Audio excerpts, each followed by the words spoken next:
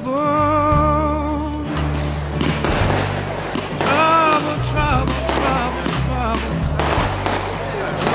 been on my soul since the day I was born. Worry